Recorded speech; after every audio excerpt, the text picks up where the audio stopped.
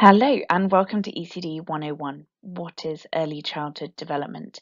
This learning session is intended to answer all the questions that we commonly hear as ECD advisors about ECD or early childhood development. Walking you through this learning session are two ECD advisors, Crystal Holt and myself, Holly Jane Howell. If you want to learn more about ECD, then this is the learning session for you, and you can listen to our audio throughout the presentation.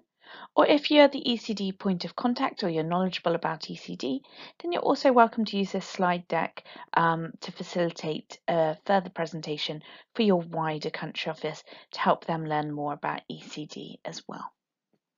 We hope you enjoyed this learning session. In this session, we will talk about what is ECD and different definitions, why investing in ECD is important and the evidence behind it, what integrated multi-sectoral programming is, and why we should work cross-thematically for this age group. So that means with our colleagues in health, nutrition, child protection, education, what developmental milestones are for this age group. And finally, we'll finish by looking at some example activities from some of our common approaches and some of the work of other country offices implementing ECD programmes at the moment. Many of you will already have heard of the Sustainable Development Goals. ECD is intrinsically linked to many of the other SDG goals, but it shouldn't be seen in isolation. However, the most important SDG target for ECD practitioners is 4.2. This is where ECD is explicitly mentioned. It says, by 2030, ensure that all girls and boys have access to quality early childhood development, care, and pre-primary education so that they're ready for primary education.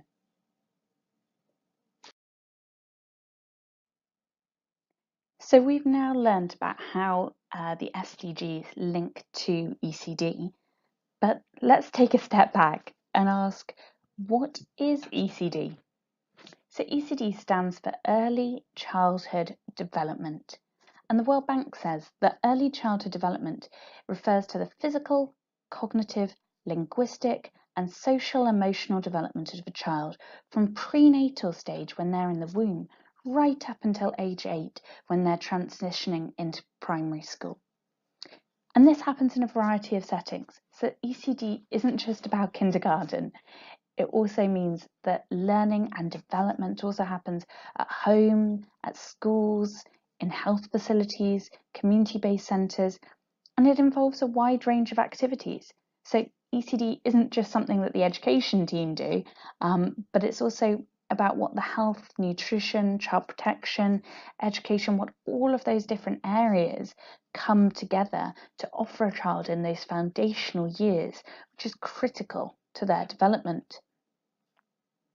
Have you heard about any other terms that are used to describe different domains?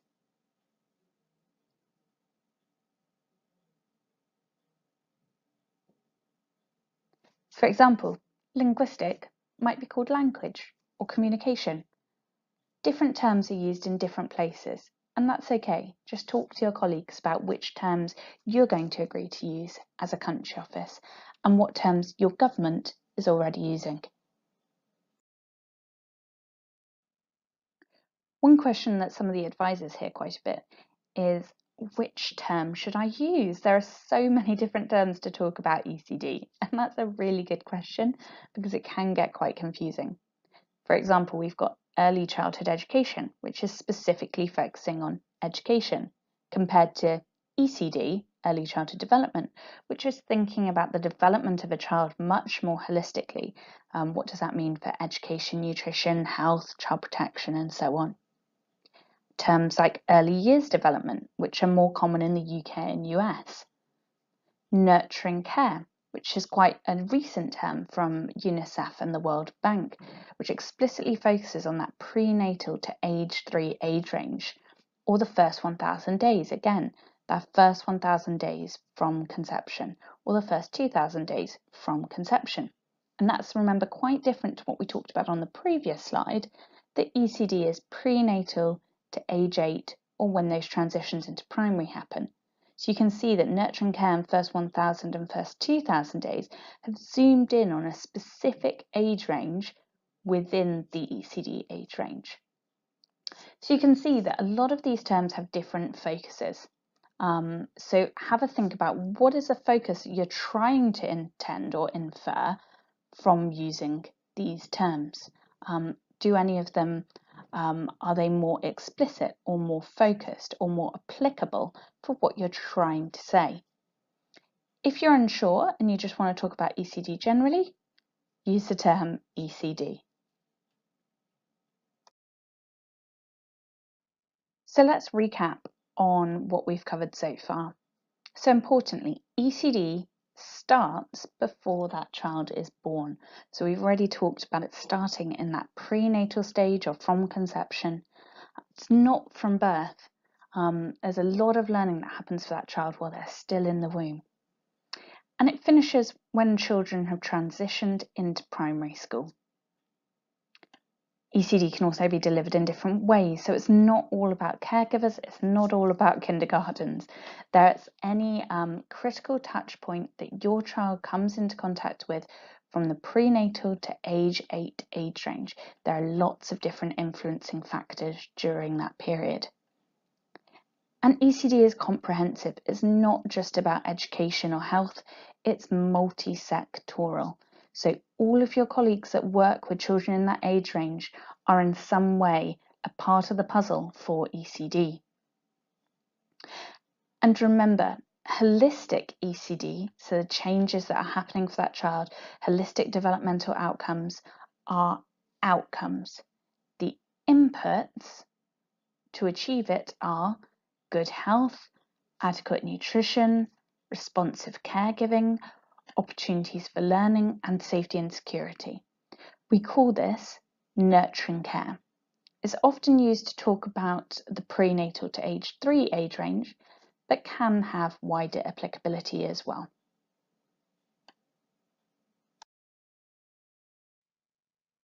So we've already discussed the ECD age range, and we spoke that ECD starts before birth from that point of conception or the prenatal period, and it typically finishes when the child has transitioned into primary school, so normally about when they're 7 or 8 years old.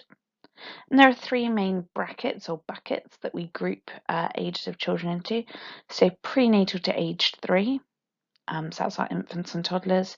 4 to 6 are preschoolers who are maybe at kindergarten, and our 7 to 8 year olds, those who are starting to regularly attend primary school in most contexts. And you can see on the right hand side of this table that there are lots of resources, both internal and external to the movement, that you can draw on. For the 0 to 3 year olds, some of these resources are very well rounded, so they're looking at lots of different domains, so child protection, health, education, and how can we integrate all of those, particularly around the nurturing care domains or components. And the 4 to 6 and the 7 to 8 resources are primarily education or cognition focused, not exclusively, but primarily. Congratulations, you've completed the first section on what is ECD. So we're now going to have a few quick recap questions. I'm going to read the question and I want you to think about which answer it could be from the 3 options below. And then we'll tell you the correct answers on the next slide. So first question is, what should ECD practitioners consider when designing their projects? Is it 1, ECD is just about education? Is it 2, ECD is just about education and health? Or is it 3, ECD is about all thematic areas? Question 2, what period does ECD cover? Is it 1, birth to age 5? Is it 2, birth to age 8? Or is it 3, prenatal or pregnancy to age 8? Question 3, which SDG target is most relevant for ECD practitioners? Is it 1, 4.2? Is it 2, 3.1? or is it 3, 9.5? And our final question, thinking about 0 to 3-year-olds, if holistic ECD is an outcome, what would be the input? Is it 1, education and nutrition? Is it 2, nurturing care? That includes good health, adequate nutrition, responsive caregiving, opportunities for learning, and safety and security? Or is it 3, ELM and literacy boost? Okay, I hope you've selected your answers. We're now going to go through the correct responses. So the answer to question 1, what should ECD practitioners consider when designing their projects, is that they should consider that ECD is about all thematic areas. So that's protection, health, education, all the things that children need. And remember, that's not just children, but the things that also caregivers or any other important influences that come into regular contact with that child also need support with. So that might include kindergarten teachers, healthcare workers, social workers, and other individuals. Question 2, what period does ECD cover? It covers the prenatal or conception to age 8. Question 3, which SDG target is most relevant for ECD practitioners? And the answer is 4.2. And our final question, which is a little bit tricky, and this does depend on the activities in your project, but broadly, for a program about 0 to 3-year-olds, we would encourage you to think that if holistic ECD is an outcome, then the input should be the nurturing care framework. So all the things that children need for good development. So that includes good health, adequate nutrition, responsive caregiving, opportunities for learning, and safety and security. So on to the next section. Okay, on to our second question. Why is ECD important? And if you're going to be an ECD champion or you want to start an ECD project, you will be asked this question a lot. Whether it's by governments or by donors, you need a really strong answer. And the statistics are really shocking. So an estimated 250 million children, and that's 43% of all children aged under 5 years in low-income or middle-income countries, are at risk of falling short of their potential because of adversities that they face in their early formative years. So if we're not giving children good ECD now in those formative years, then they're also going to take those adversities and risks and disadvantages, lack of opportunities through into primary school, to secondary school if they get that far, and into later adulthood. So it's important that we lay strong foundations now. And then 6 out of 10 children and adolescents are not achieving minimum competency levels in reading and mathematics. And 387 million of those children are primary school age. So that's 7 and 8-year-olds that we were talking about who are in those transitionary years for ECD. And it also means that 2/3 of the children who are not learning are actually in school. So that means that our education systems are really letting down children if 2/3 of the children who are not learning are in a classroom at the moment. So that is really, really shocking to hear that we are letting down children because of poor quality education. And if we lay better foundations in those early years, then it doesn't mean that we'll mitigate that or prevent that, but it means that we can certainly reduce that shocking figure. So why should we invest in ECD? Well, ECD is a smart investment. The earlier the investment, the greater return. And you may know this as the Heckman equation by James Heckman, the Nobel laureate in economics. So he won a Nobel Prize for this work.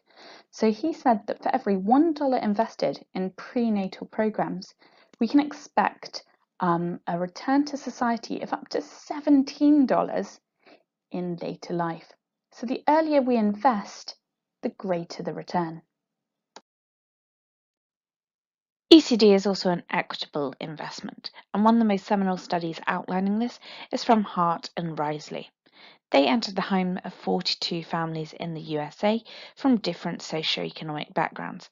That included college-educated families, working-class families, and welfare families. And welfare means that those families, due to their low income status, receive some sort of additional support from the government or state.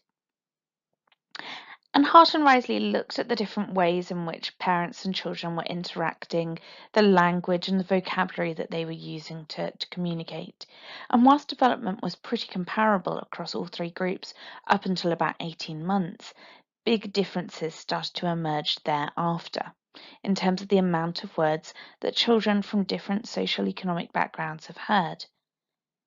Hart and Risley calculated that after 3 years, children from high-income families are exposed to 30 million more words than children from families on welfare. This study is similarly known as the 30 million word gap.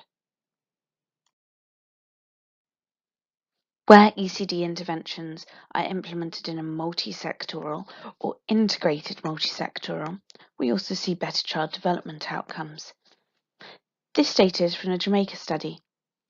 Notice how the children who had an intervention that was solely supplementation, so purely nutritional, and the children that had an intervention that was purely about stimulation, so maybe that was reading or playing or talking with the child, achieved lower outcomes than the children that had both stimulation and supplementation.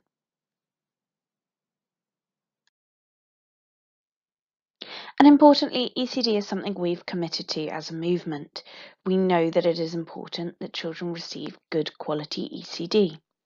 This is why many country officers have focused on it in their CSPs, maybe have identified it as a need in their context, and many members and CEOs have identified ECD as a core concern and as such have dedicated TAs for ECD, like Save US and Save UK.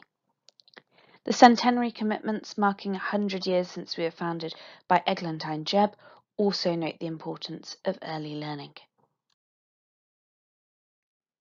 So let's do a quick recap on what we've learnt in this session. Which intervention was best in the Jamaica study? When children just receive stimulation? When children just receive supplementation? When children received both supplementation and stimulation?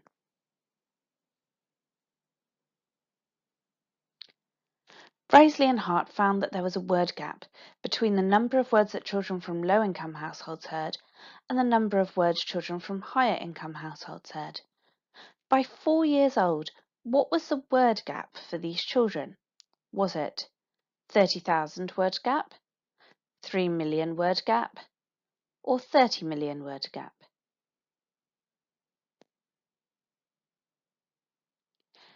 James Heckman found that for every $1 invested in ECD, how much was gained in societal returns?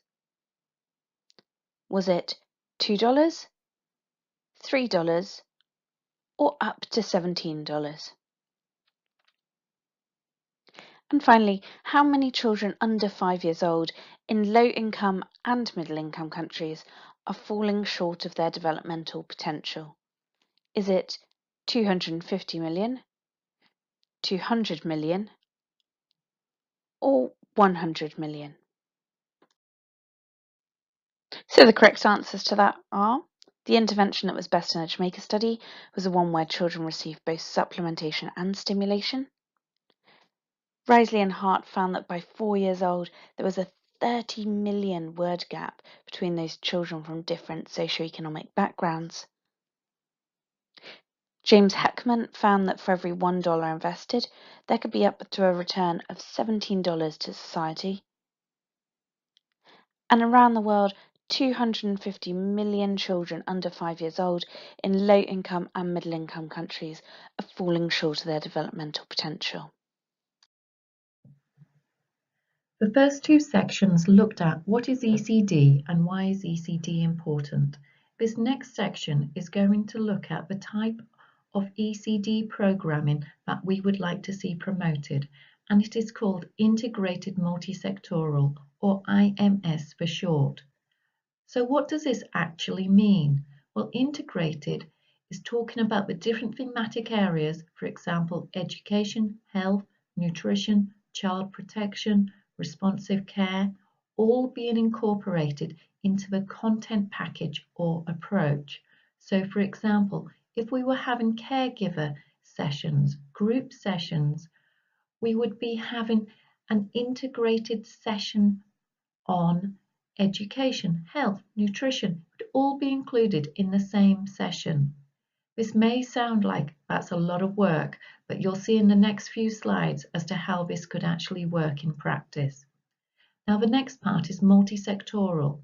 Now this means when we're thinking about government at the national or subnational level and the types of policies, action plans or laws which they may have linked to ECD.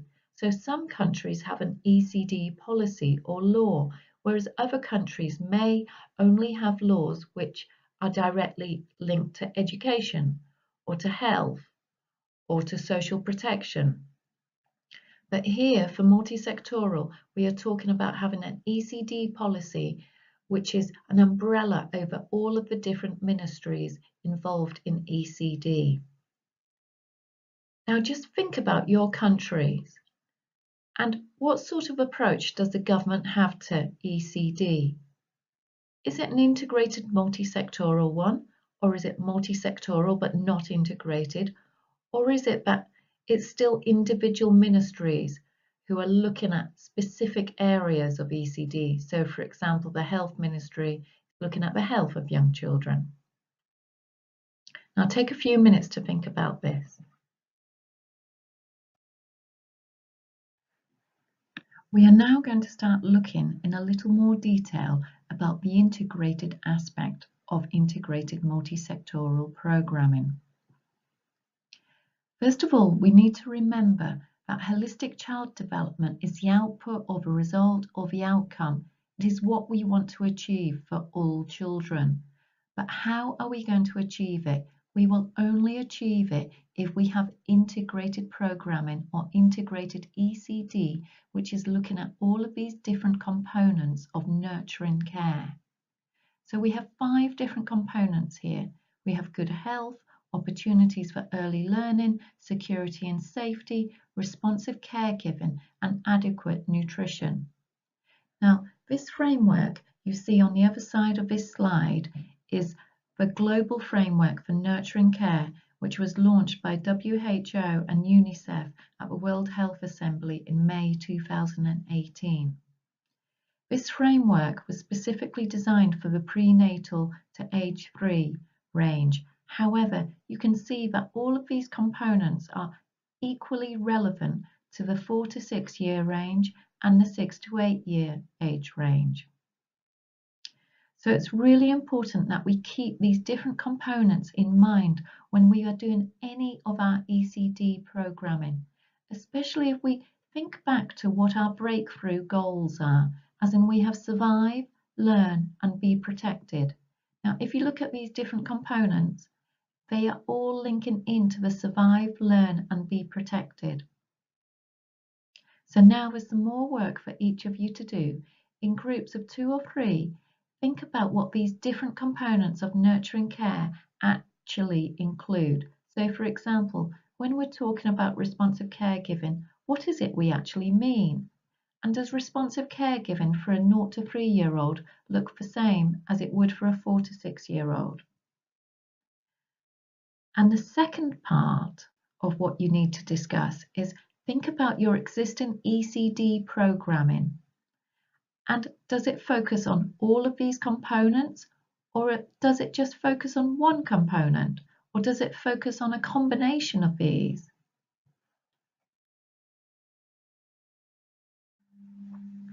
We are now going to look at the differences between multi-sectoral ECD and integrated multi-sectoral ECD when we are considering the content package at the community level. So for example, group sessions for caregivers or home visits. We can see on one side we have multi-sectoral ECD, and this is the traditional package that Save the Children and others have been promoting.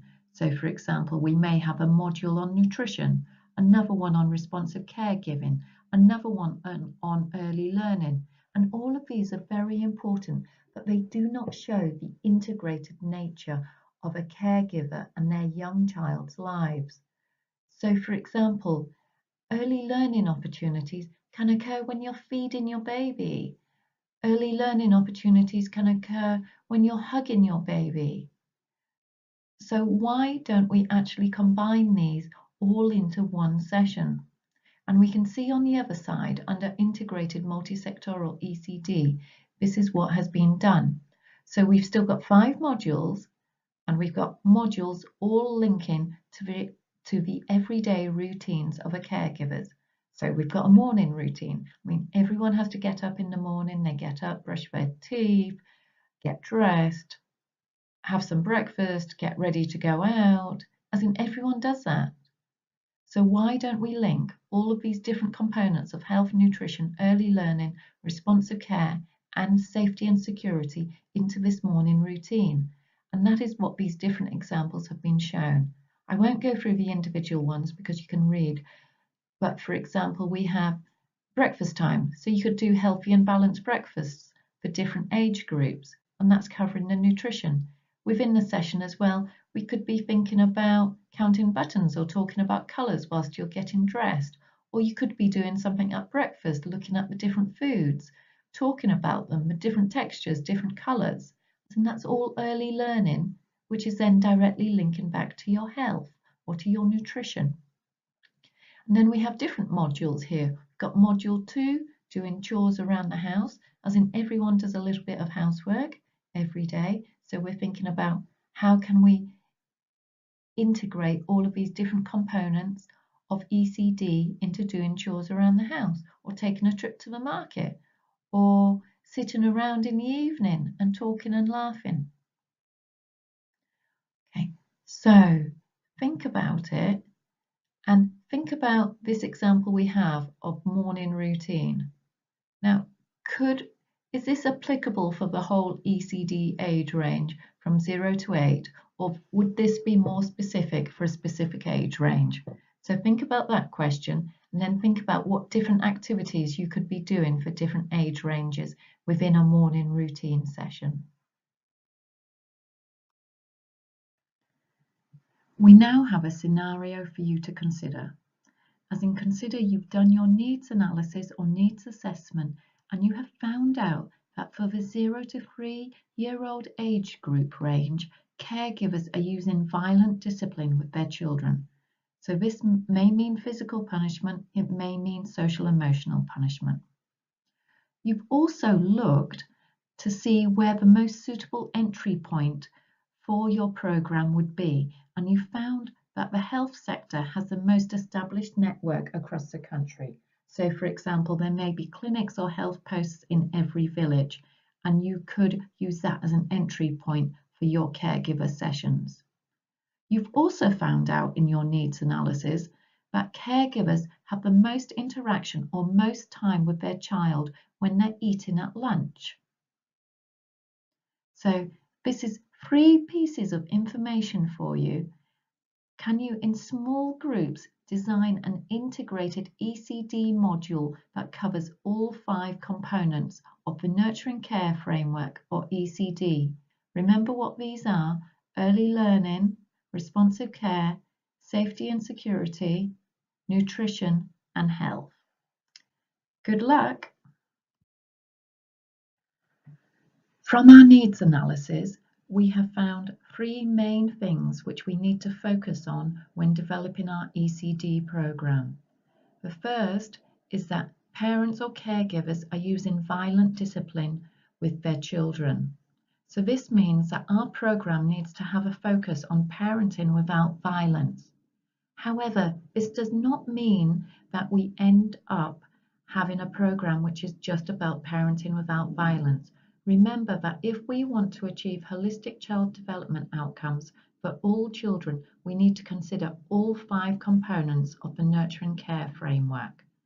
So we may have a focus on parenting without violence, but we will still incorporate within each of our individual sessions content around health, nutrition, responsive care, and education or learning. The second thing we found out from the needs assessment was that we already have an established network of healthcare professionals or health centres. So for example, we may have clinics at the village level, or we may have health posts at the village or sub-post level. So this is a great opportunity for us to piggyback onto an existing service delivery platform. But we still need to find out from caregivers if this is a service delivery platform which they like and which they use. Otherwise, we need to identify a different entry point. The last thing which we found out from our needs analysis is about when parents or caregivers spend the most time with their children, and it was identified at lunchtime. So this means that we need to have modules around lunchtime, because this is when caregivers are interacting most with their children. So in your groups, you were looking at what we may have in a module, and you've brought up loads of different ideas.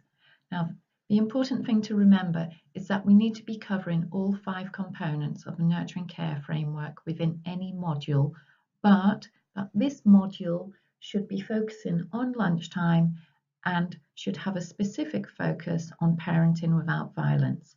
So here is a list of some possible activities which we may have within a module. Now, this is a huge list. We would not be saying that you would have to have every single one of these within a module, as in we need to remember we would have approximately 45 minutes to 90 minutes in any module.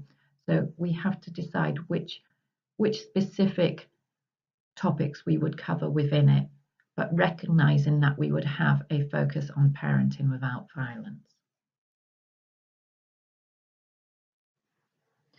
It's now time to recap on what we have just been talking about.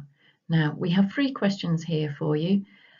Look at each of these 3 questions, think about the answer and why you have chosen a specific answer.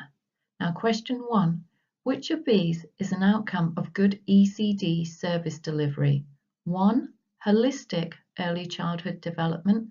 2, integrated multi-sectoral programming. 3, education. Question 2. What are the 3 things that we should do to understand how to best do integrated multi-sectoral programming in our context? 1. Do a needs assessment, look at entry points, do a literature review. 2. Do a needs assessment, look at entry points, understand when caregivers are interacting most with their child. 3. Do a needs assessment, look at education programming in other countries, get in touch with UNICEF in your country. Question number 3. Healthy brain development for children depends on 1. Education and nutrition. 2. Nutrition only. 3. Nutrition to feed the brain, stimulation to spark the mind, love and protection to buffer the impact of stress and adversity.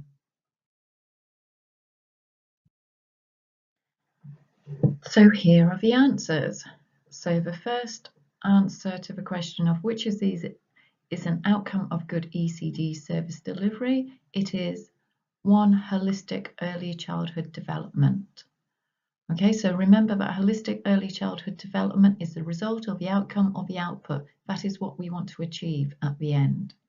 Whereas the nutrition and health is a type of programming or approach or the content which we will be doing to achieve this outcome of holistic early childhood development.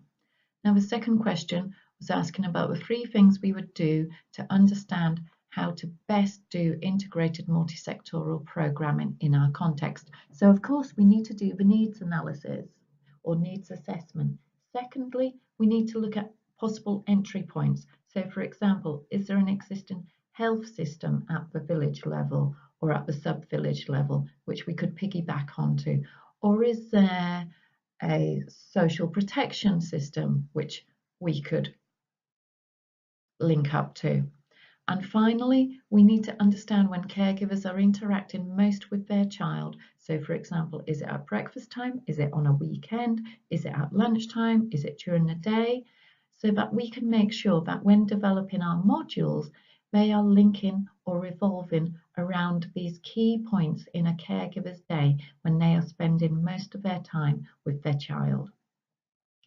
Now, the final one was about what does healthy brain development rely upon?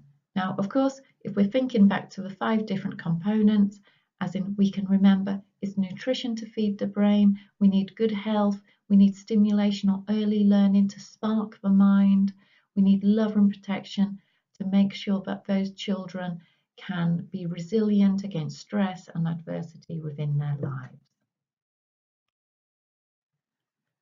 We are now going to talk about development milestones or development stages of young children. First of all, what do these terms mean? Well, a milestone or a stage is what we would expect most children to be able to do by a certain age. So, for example, a child who is 5 to 6 months old would be able to sit up with a straight back, hold their head up, and they may be able to sit unaided with no one holding them or no cushions around them for a few seconds before they fell over. This is what most children would be able to do by that age, but there may be some children who do it before that age, or there may be some children who do it after that age.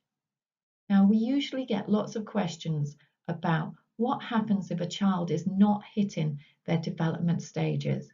So, for example, what happens if your child is already 6 months old and they're not sitting up with a straight back? Should you be worried? And what we would say in most instances is that if your child is developing in all other areas, fine, we wouldn't worry. And if they were only missing it by 1 or 2 months. But however, if you were worried for any reason, then we would recommend caregivers to go and visit their health visitor or their clinic. Now, development milestones involve physical skills. So for example, walking, crawling, lifting their heads up, lifting their chest up, skipping, hopping. Those are all the gross motor. We also have fine motor, which is about holding on to things, grasping things, using a fist to hold on to something, or using your fingers, holding onto a paintbrush or a pencil. We also have social emotional development, and we have some milestones for those. Communication skills or language skills. So how is your child communicating with you? Are they forming words or sounds? Also cognitive. So are they being able to say this is a round shape or a square shape, or if you say get me the red block, they can bring the red block. Now we're going to look at some of the different things that children at different ages between 0 to 8 years old might be able to do. This slide is showing an example of a development milestones chart for children aged between 3 months and 4 years old. As in there's very many different versions of a development milestones or development stages chart, but they are very, very similar in that they will all be covering the different development areas of cognition, communication, physical, gross and motor physical skills, and social and emotional development. Now you can see as we're going up the steps, as the child is progressively being able to do more and more as the development continues. So for example, a baby of 3 months old will be able to turn their head towards the direction of the sound, but it's unlikely they'd be able to lift their head up. By 6 months old, they'd be responding to other people's emotions. By 1 year old, they'd be able to stand up and they may be able to walk if they're holding on to furniture. By 2 years old, as in they're starting to see other children and get excited about playing beside other children. By 3 years old, they're copying adults and playmates. As in, I think we've all seen little 3-year-olds end up copying what an adult is doing unintentionally. And finally, at 4 years old, as in they're becoming more independent and they're being able to follow instructions. So for example, if I said, go and get dressed, they would go and get dressed. As in they may not be able to dress themselves properly, but they would understand what the instruction meant. Now, just one question for you to think about, and that is, has your government got a development stages card? As in many of the health ministries have developed a development milestones chart, which may cover all of the different development domains or areas, or it may just cover the main ones of physical development. So just think about it. Or do you have anything else in your country which is already contextually applicable, as in it has pictures which are of children in your local context, it's already translated into your local language? Just think about that for a minute or two. What we do need to remember is that children cannot develop a new skill unless they have already acquired the sub-skills in a certain order to develop that overall skill. So what do we mean by this? As in, it means that a child does not just learn to walk. There's lots of different stages they go through before a child can walk independently. It's talking about, how does a child learn to read? As in, they don't just pick up a book and they can start to read the words in it. As in, there are different stages or steps they need to go through in order to be able to read. The same goes for writing. As in, when a child first picks up a pen, can they write their name? Can they write sentences? No, as in there's lots of different stages they need to go through before they will be able to develop this skill. So the next few slides are going to look at this in a bit more detail to show the different stages or sub-stages which need to be gone through before a child can learn to read or write or walk, and we will also be looking at their social emotional development. Thank you. This slide is showing the building blocks for social emotional development from a newborn to an 8-year-old. So at the bottom of the tower we have our newborn, and at the top of the tower we have our 8-year-old, and in between we have our children aged between a newborn and an 8-year-old. And as we can see, each of these building blocks progressively builds on the previous one. So for example, if a child who is 4 years old didn't have the social emotional support when it was a newborn, it may not be reaching the milestones that we would expect a 3 to 4-year-old young child to reach. Now let us look from the bottom and see what we are talking about. So for example, for a newborn they are able to actively interact but do not have a sense of self. So what does this mean? It means they'll be looking at their caregiver. They may be making noises to get their caregiver's attention. They may be reaching out a hand when they see something they like.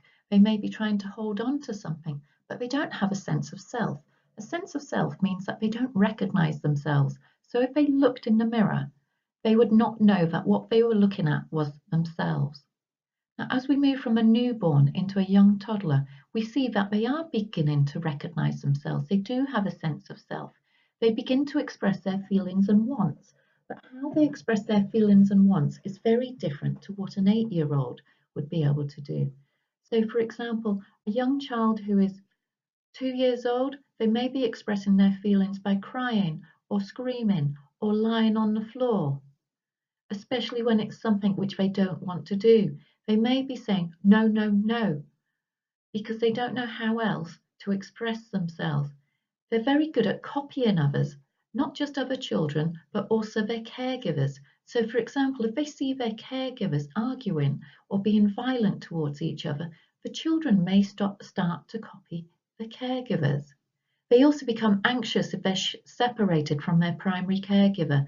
So for example, if their caregiver leaves and they're with another caregiver who they don't know very well, they may start crying. They may keep looking at the door because they don't know if their caregiver, their primary caregiver, is coming back.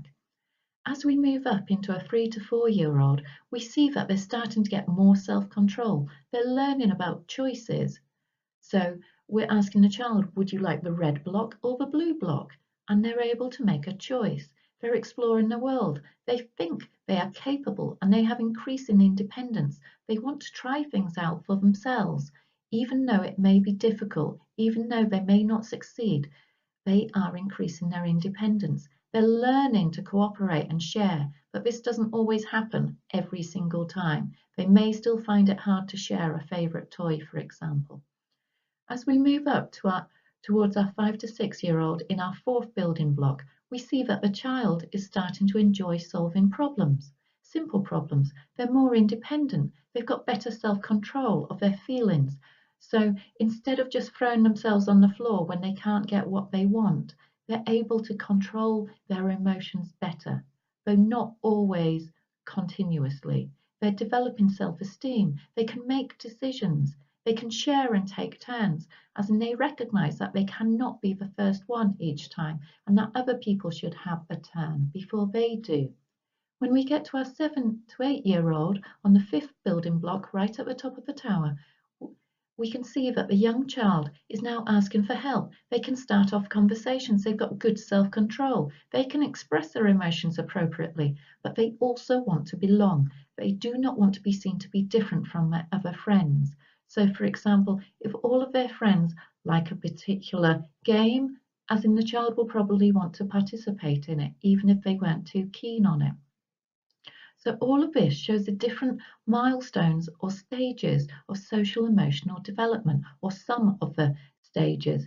Now, the question is, would a caregiver react in the same way to a newborn or a 3 to 4-year-old as they would to an 8-year-old? And of course, the question is no, which is why when we're developing caregiver sessions, we might do caregiver sessions for 0 to 3-year-olds, 4 to 6-year-olds, 7 to 8-year-olds, because we all recognise that the way of caregiving needs to change as the child is developing.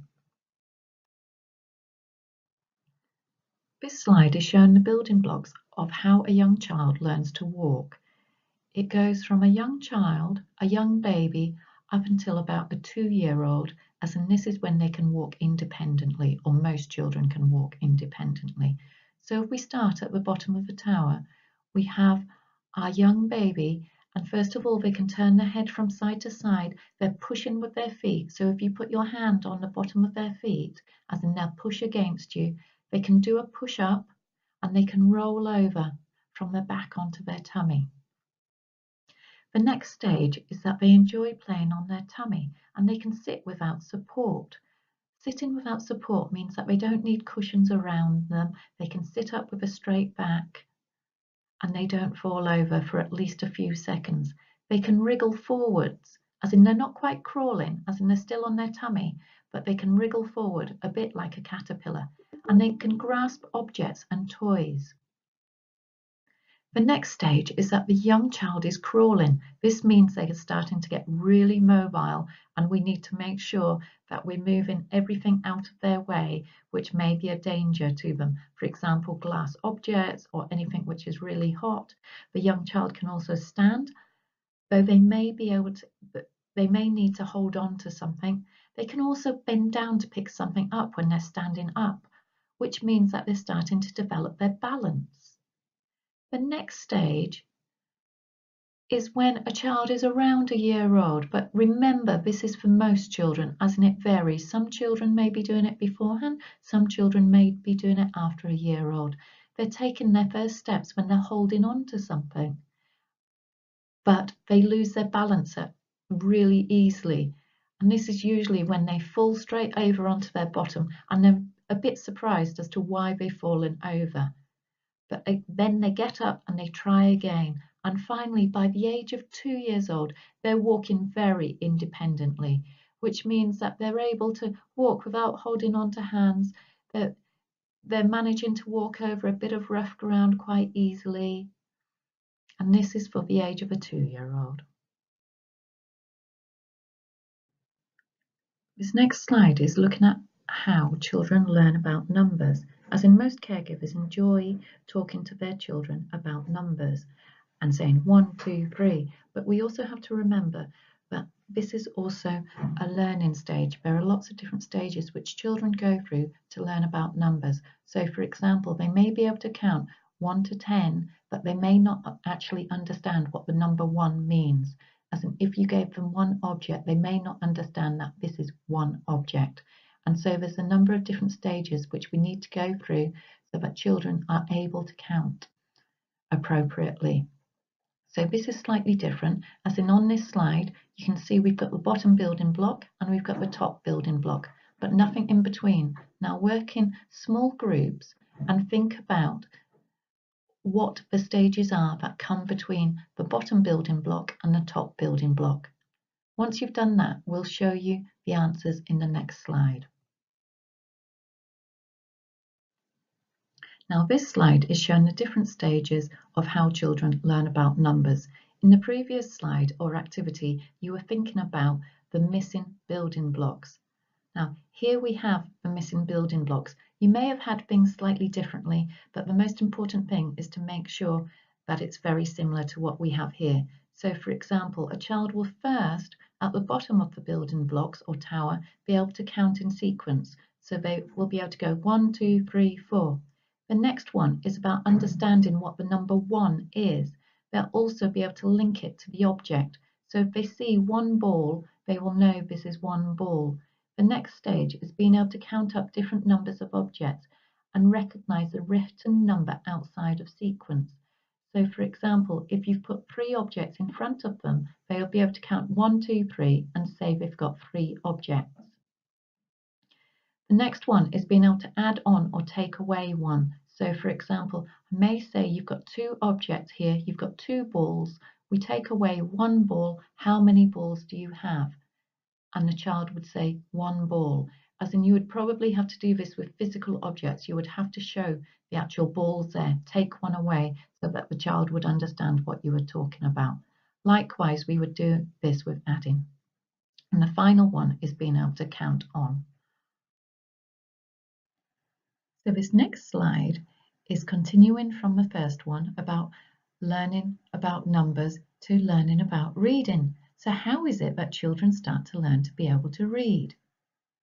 Okay, so again, we're not going to tell you the answers. We want you to think about it in pairs or in small groups about what are the different stages when a child is learning how to read. Okay, would you like some help to start off with? The first one may be being read to and being able to follow a very simple story. Okay, good luck. This final slide is about the building blocks for writing. Now please don't just think about writing as when a child can write their name or write sentences, as in there are very many stages which lead up to this being able to write actual words. So for example, when we have a young baby who may be 8 months old or 11 months old and they're holding onto a pen or a pencil and they're scribbling on a piece of paper. That is one of the very first building blocks for writing, about being able to grasp the pen or the pencil in their hand to make a mark on the paper.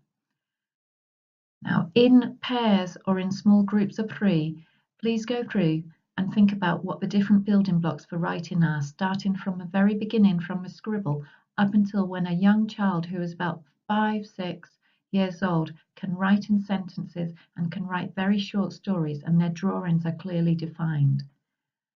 When we're talking about clearly defined drawings, what we mean is that we can see that a child has drawn a person and they'll have eyes and ears and hair and hands, as opposed to a stick person, which might just be a head, legs, arms and legs.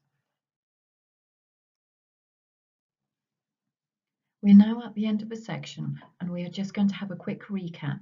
We've just got four quick questions here for you to look at. The first one is, how would you define developmental milestones? The second question is, which one of the following is a developmental milestone appropriate for a 3-month-old baby? Question 3, what must a child know before they can start to recognize that the word 1 is the number 1 and means one object? And finally, which one of the following is not a developmental milestone? And the next slide will show you the answers to these questions. And here we can see the answers to the questions which were presented in the previous slide. So first of all, a developmental milestone is an ability that is achieved by most children by a certain age. Remember, it is by most children. There'll be some children who exceed it and some children who do not quite reach it, and that this is normal. And that parents or caregivers should not be concerned if a child is not achieving a specific milestone, if it's just missing out by a couple of months, or it's just one specific milestone that the child has missed out on. Question number 2, which one of the following is a developmental milestone appropriate for a 3-month-old baby? Well, it starts to babble and imitate sound. So in other words, if you're holding onto your little baby and you're making a sound like ooh, ooh, ooh, they will also try and make that sound. And they start to chatter along, so they go ooh, ah, lots of different sounds from little babies. And this is the first stage in them starting to learn to speak. Question 3, what must a child know before they can start to recognise that the word 1 is a number 1 and means one object? And it's actually the number sequence, so they need to be able to count 1, 2, 3, 4, and they need to know what order those numbers go in. So if a child was saying 1, 4, 3, 8, 5, that meant they don't actually know the number sequence. They have to know 1, 2, 3, so that they know 1 is one object, 2 is 2 objects, etc. Now the final question was, which one of the following is not a developmental milestone? And I'm sure all of you got this one right, as in it's being poorly is not a developmental milestone. One of the questions which we regularly get from country offices is about, so what types of activities can we do with children at different ages, and what packages are already out there? So this slide is just showing what packages Save for Children have, and also from some other organisations. So please do remember that within your country context, some other organisations like Plan or Child Fund or UNICEF may already have packages which can be used or adapted for our projects. So for example, here for the 0 to 3-year-olds, we have the Nurturing Care Framework, which is not exactly a package, but is a framework which underpins an integrated multi-sectoral approach. We've got the Building Brains Common Approach. We've got Care for Child Development.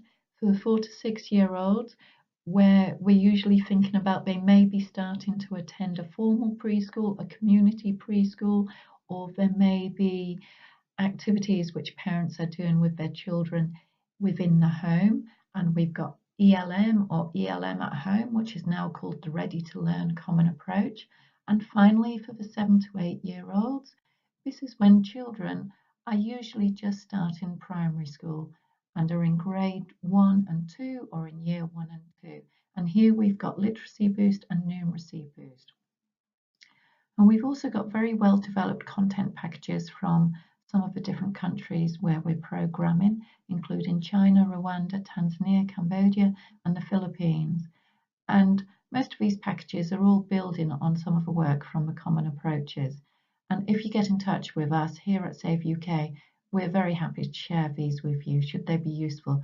Please remember that the China ones are in Chinese, Tanzania ones, we've got an English copy and Swahili copies, and also for Cambodia and Philippines, we've got English copies, but also the national language ones.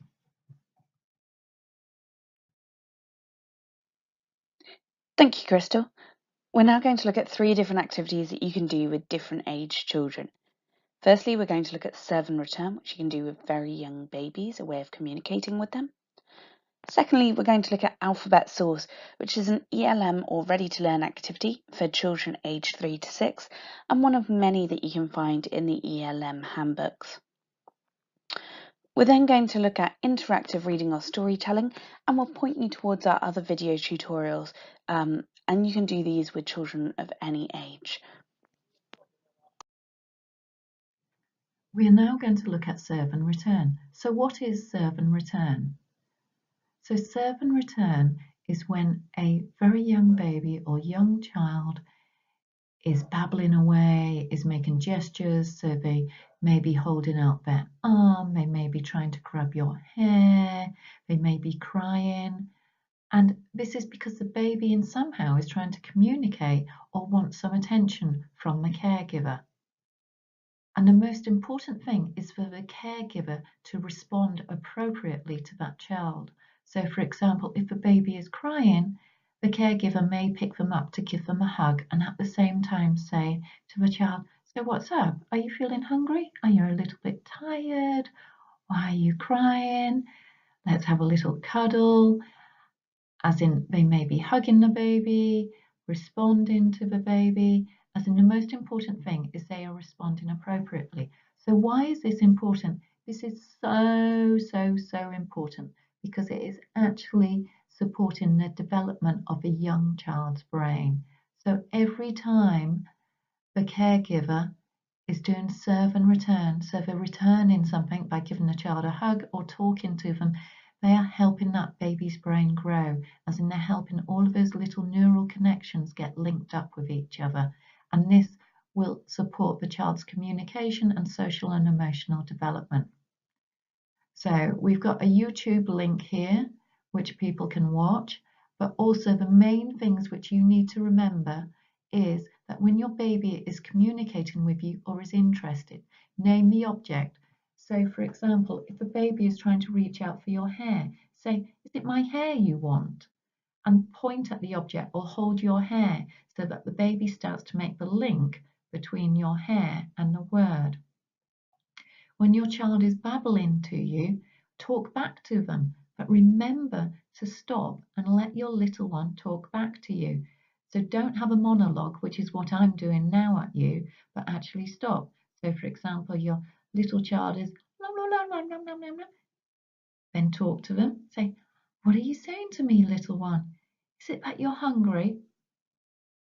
And stop and let your child babble back at you.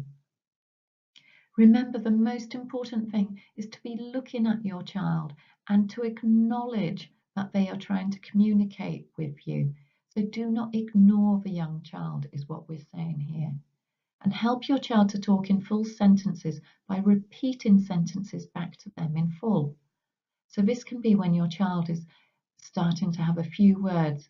So for example, one of your child's first words may be milk. They may be saying milk, milk. And this means they're asking for it. But you can respond by saying, so would you like some milk? Do you want some milk? I want some milk.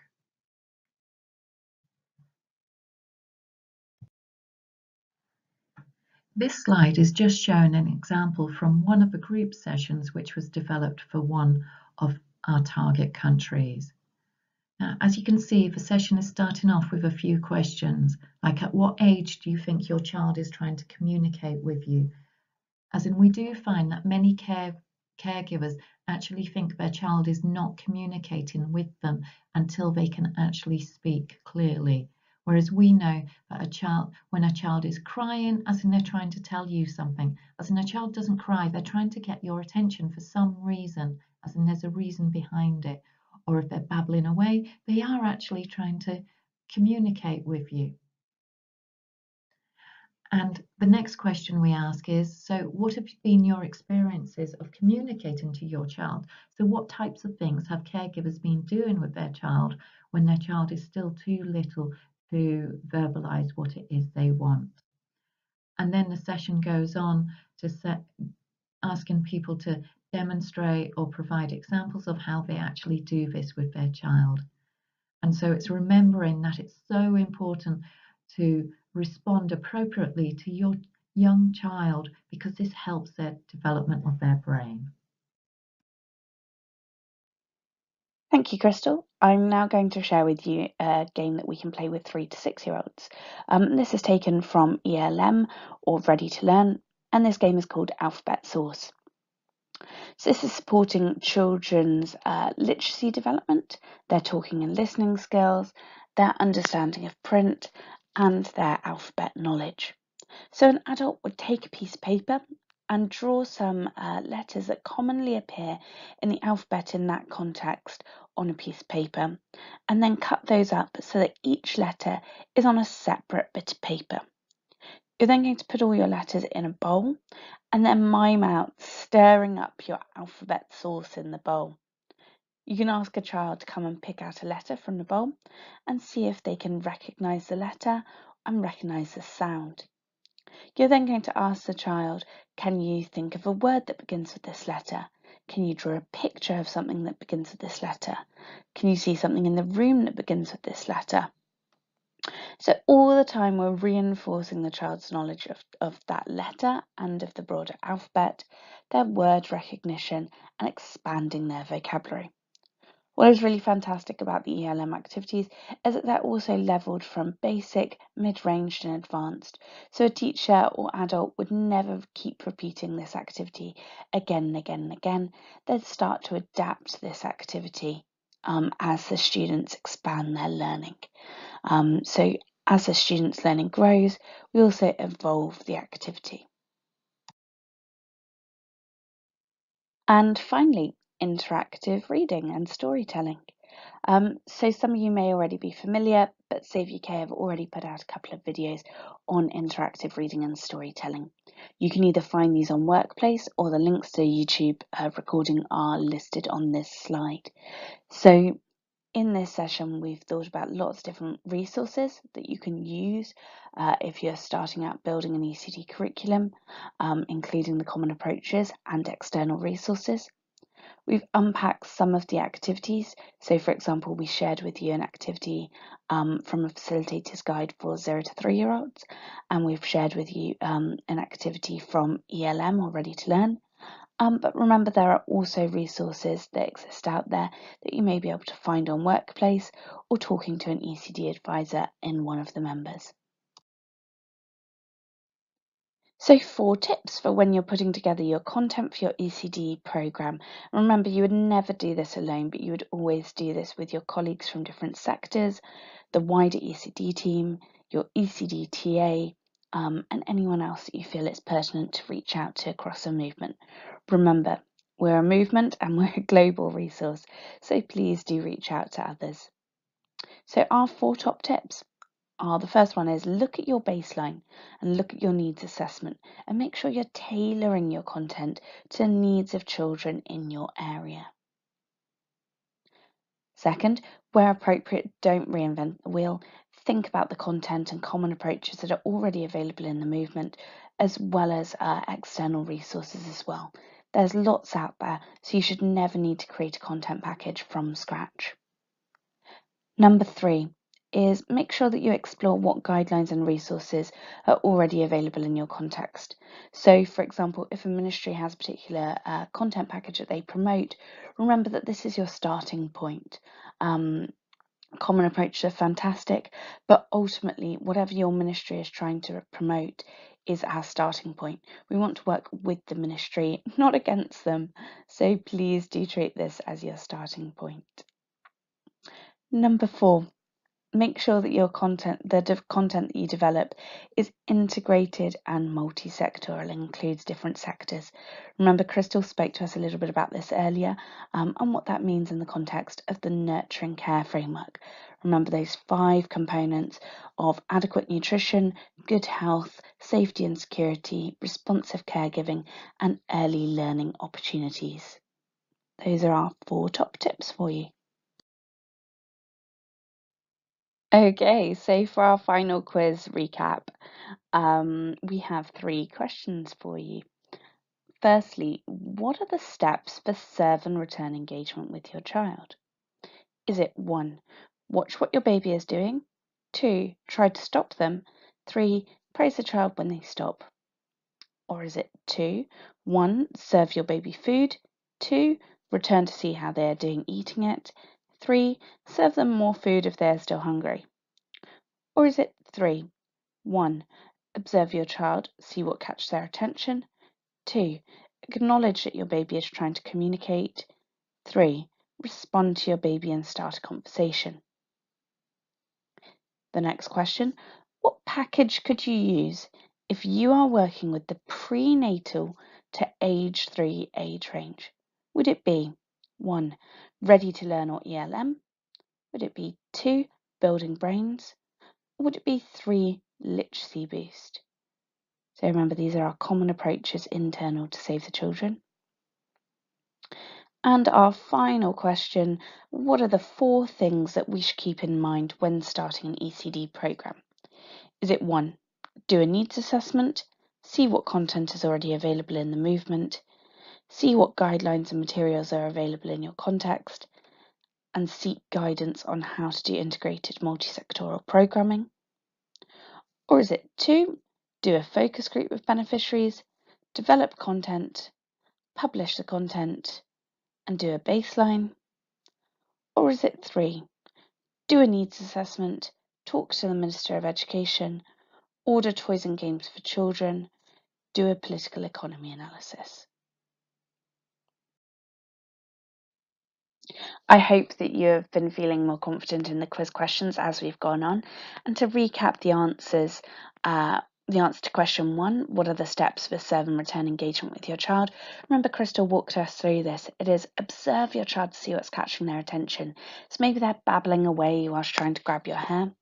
Then we acknowledge that your baby is trying to communicate. So we would say something like, oh, are you trying to grab my hair? Is that what you've seen? And then third, we would respond to the baby as I've just demonstrated, and we'd start a conversation. Remember that a conversation is two-way, so once you've responded to your baby, give them an opportunity to babble back at you and keep that conversation going. Second, what package could you use if you're working with the prenatal to age 3 age range? The package internally for this is called Building Brains, and you can find content on this. You can find a framework for how to set up your prenatal to age 3 program. And after you've explored that, you may want to reach out to TAs as well, so that you can make sure that you're also doing integrated multi-sectoral programming and you're thinking about common approaches from other thematic areas as well. For example, saving newborn lives, if that's relevant to your context. And finally, what are the 4 things that we should keep in mind when starting an ECD program? I hope that you knew this from our top tips that we covered. It is 1, do a needs assessment, see what's needed in your context. Then we want to see what content is already available in the movement and external resources, for example, our common approaches. Then we want to see what guidelines and materials are already available in your context. Think about programs that are provided by the ministries already in your context.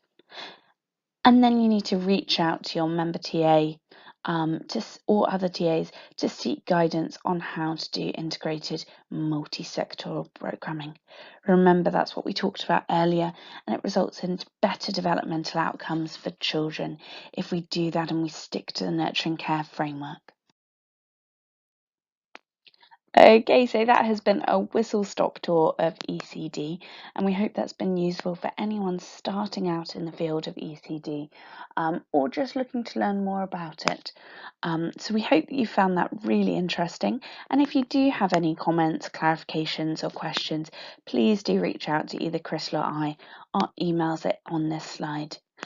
If you're then looking to find out more about ECD or want to continue your learning, we really recommend the SDG Academy session on ECD.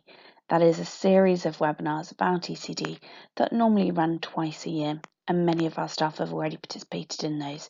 They're a great next step in your learning about ECD.